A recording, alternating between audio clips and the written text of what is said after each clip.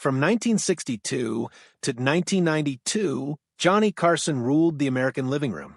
Every evening, he sat behind that sleek desk, radiating poise, wit, and a barely contained smirk that could defuse almost any disaster. But even Carson, the king of cool, had nights where the champagne flowed a little too freely, and his guests, well, they came on stage in a state somewhere between tipsy charm and public intoxication. What made these moments unforgettable wasn't the drunkenness itself, it was how Carson handled them. His mastery of timing, restraint, and razor-sharp wit turned what could have been career-ending fiascos into some of the most talked-about moments in live television history. So tonight, we're counting down the 8 most drunk Johnny Carson guests of all time, the ones who slurred, stumbled, and shocked America, and somehow made late-night history in the process. Number 8. Truman Capote, the genius who lost his grip.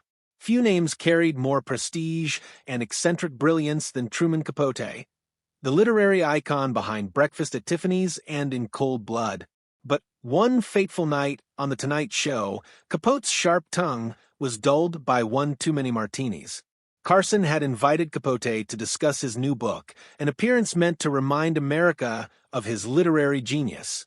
But when the cameras rolled, it was immediately clear that Capote was not sober. His once crisp diction dissolved into slurred monologues, punctuated by long, uncomfortable pauses. At first, Carson tried to guide him, tossing him easy questions, smiling politely. But as Capote began mumbling about his dear friends in high society and certain parties in Kansas, the host realized he was dealing with a spectacle. Viewers didn't know whether to laugh or cringe. Some saw tragedy, a fallen genius unraveling in real time. Others couldn't look away. Carson, ever the gentleman, ended the interview early, thanking Capote for his colorful perspective. The next day, newspapers described it as television's most excruciating 5 minutes. Capote, humiliated, never returned to Carson's couch. It was one of the earliest moments that proved The Tonight Show wasn't just entertainment. It was live, unpredictable human theater. Number 7, Oliver Reed, the British Tornado. If there was ever a man who embodied brilliant chaos, it was Oliver Reed, the hard-drinking British actor known for The Three Musketeers and Gladiator. When Reed appeared on Carson's show, everyone backstage knew trouble was brewing. He had been seen polishing off 2 bottles of wine before the cameras rolled. Still, Carson, ever the optimist, welcomed him warmly. The audience roared when Reed swaggered in, shirt half unbuttoned, grinning like a pirate. "Johnny, my boy," he bellowed in that booming voice, slapping Carson's hand. The host's eyes widened. This was going to be a long night.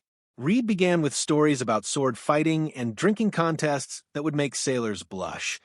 But as the alcohol took hold, his tales turned increasingly incoherent. He challenged Carson to an arm wrestling match, then serenaded the band mid-interview. At one point, he leaned in too close and slurred, "Johnny, I love ya, mate. You're the only sober one here." The crowd laughed nervously. Carson, maintaining perfect composure, turned to the camera and deadpanned, "Well, someone has to drive the show home."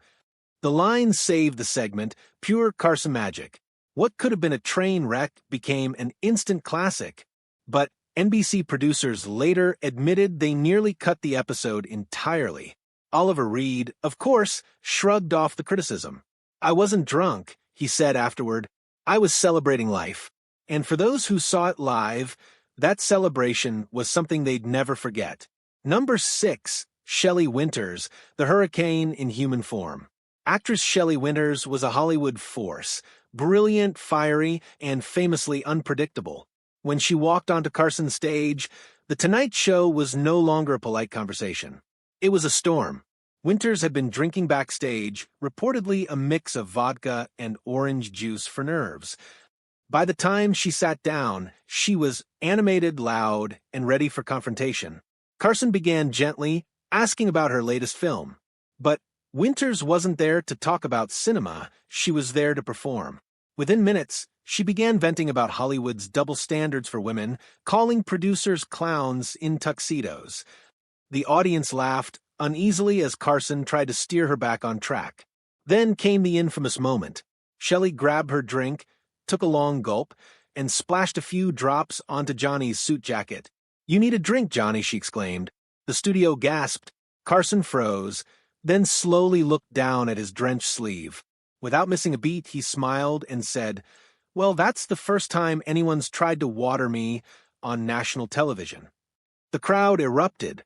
Winters laughed hysterically, kissed him on the cheek, and stumbled off stage after the segment ended.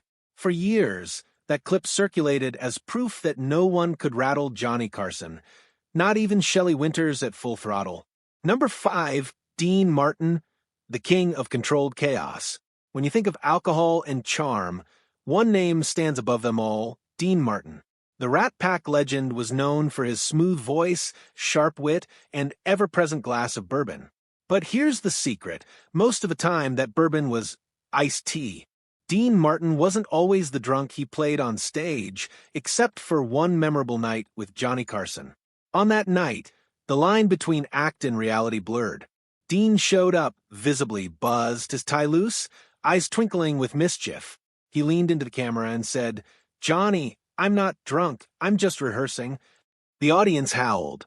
But as the interview went on, Martin's timing, usually flawless, began to lag. He forgot his punchlines, tripped over Carson's questions, and at one point declared, "I've got a great joke. I just can't remember it." Carson, quick as ever, replied, "That's all right, Dean. We'll just wait till the rerun." The studio went wild. It was a rare glimpse of the man behind the legend, still charming, but human, even in his haze. Dean Martin managed to make being drunk look like an art form. By the end of the segment, he hugged Carson and whispered, "You're the best straight man I've ever had." Carson smiled, leaned into the mic, and said, "I've been called worse." That line cemented the moment. Two masters of timing, one sober, one decidedly not, sharing live television that felt alive. Number 4, Richard Burton, the poet of the pint. Few actors commanded language like Richard Burton. His voice alone could fill a theater. But behind that thunderous baritone was a man perpetually at war with the bottle. Burton's appearance on The Tonight Show in the early 70s was meant to promote a Shakespeare revival. Instead, it became one of the most chaotic interviews of Carson's career. When Burton arrived, he was polite, articulate, and, according to crew members, already 4 whiskeys deep. As the cameras rolled, his sentences began to meander into poetic rambling. He quoted Hamlet, misquoted Dylan Thomas, and finally raised his glass and declared, "To hell with critics, let's drink to the audience." Carson, keeping his poker face, clinked glasses with him and replied, "I'll drink to your audience, Richard, but I think mine's getting nervous." The laughter broke the tension, but the damage was done. Burton's publicist begged NBC not to re-air the segment. Still, it remains one of the most talked-about Tonight Show appearances in history, a mix of brilliance and breakdown that perfectly captured Burton's tragic magnetism. Number 3, Peter O'Toole, the charmer with a whiskey soul. If alcohol had a poet laureate, it would have been Peter O'Toole. The Lawrence of Arabia legend was known for his towering performances, his razor wit, and his legendary capacity for whiskey. When O'Toole sat down on The Tonight Show in the mid-70s, the audience was ecstatic. He was in his prime, tall, eloquent, and glowing with that mischievous Irish energy that made him impossible not to love. Carson chuckled, shaking his head. He knew exactly how to play the rhythm, giving O'Toole space to shine, then pulling him back from the edge with a perfectly timed question. By the end, both men were laughing, the crowd was howling, and the world remembered why Peter O'Toole was the most charming rogue Hollywood ever produced. That interview wasn't a disaster. It was performance art, and Carson, ever the conductor, made sure the symphony ended on just the right note. Number 2, Foster Brooks, the man who played drunk too well. Foster Brooks was unlike anyone else on this list because his drunkenness was an act. A comedian by trade, Brooks made a career out of pretending to be plastered. His lovable lush character became a nationwide hit, a parody of inebriation, so convincing that millions believed it was real. When Brooks appeared on The Tonight Show, Carson always played along, and the results were pure comedic genius. One particular night, though, things got confusing. Brooks stumbled on stage, hiccuped his way to the couch, and began slurring about being an airline pilot who might have landed on the wrong runway. The audience was in hysterics, but a few minutes in, it became clear that this time, Brooks had actually been drinking before the show. His act was suddenly a little too authentic. Number 1, Ed McMahon, the wingman who couldn't stay sober. And finally, the most iconic drunk of the Tonight Show wasn't a guest at all. It was Ed McMahon, Johnny Carson's loyal sidekick for 3 decades. To the audience, McMahon was the booming laugh, the "here's Johnny" announcer, and the eternal good sport who could make any guest feel welcome. But behind the scenes, Ed had a reputation for enjoying his drink, sometimes a little too much. On most nights, it was harmless fun, a few cocktails before airtime, a steady buzz that loosened his laugh.